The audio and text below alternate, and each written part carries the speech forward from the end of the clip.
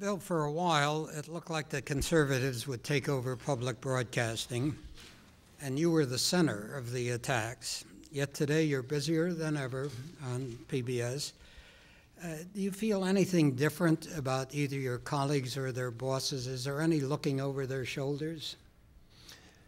I think that any time you go through the experience we've just been through, in which the chairman of the Corporation for Public Broadcasting, which is the governing body of the public broadcasting system, it's not the controlling body, it just sets the policies and funnels the money to the stations.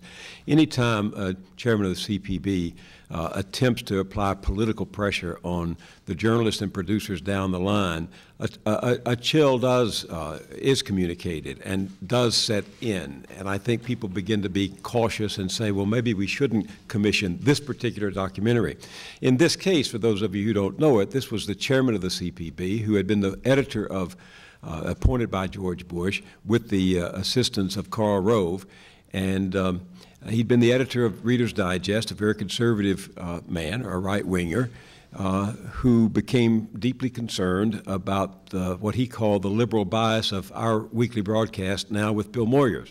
He subsequently told the Washington Post in an interview that he was watching the show one night when we were doing an hour called A Question of Fairness, filmed in a small town in Pennsylvania, Tamaqua, Pennsylvania, that had been deeply adversely affected by outsourcing, by the moving of jobs overseas, and by the cutting back and diminution of America's manufacturing business. And he thought that was an unfair broadcast, that we should have shown the benefits of NAFTA and how free trade is important to commerce. And yes, there are victims of it, but we should have been more aware that there's another side to the story. Well, that's not the kind of journalism that you do when you're reporting that particular situation.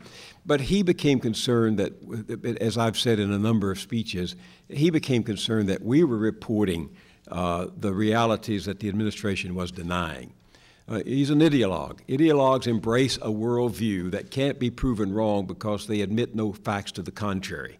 And they have set out from, the right wing has set out from 1981 forward to try to discredit mainstream media so that the reporting we do is not credible to the people they're trying to influence. He was part of this long 25-year strategy to try to go after anyone who reports the facts, the realities that ideologues do not want to see the American people aware of. So he came after us in a variety of ways. I won't bore you with all the ways. The real reason I left my broadcast is because I knew what was going on. I had old friends at CPB. I had insiders. I had members of Congress, including some moderate Republicans who have long been supporters of public broadcasting. And they were telling me what Kenneth Tomlinson was up to. So I realized that I could not oppose him on the air.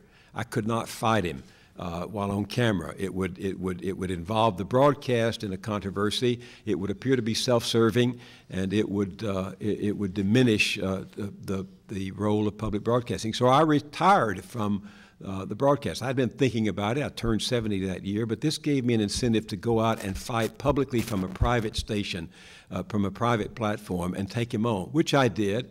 He was subsequently, the Inspector General of CPB ordered a study. It turned out he was guilty of many improprieties. He had to resign from the CPB board at the request of the Corporation for Public Broadcasting's Board of Directors. He's still on the board of the overseas broadcasts of the United States, Voice of America, Freedom of Information. And recently, the Inspector General of the State Department issued a report saying that he's guilty of improprieties there, including running his horse farm from his office. I mean, this is a man whose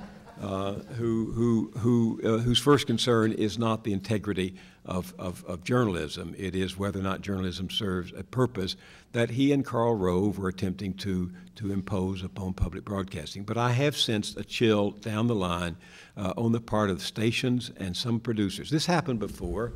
It's happened 3 times. In my early days in public broadcasting, Richard Nixon and Pat Buchanan, his communications director at the White House, came after public broadcasting, fought it tooth and nail, tried to defund it, did decentralize it.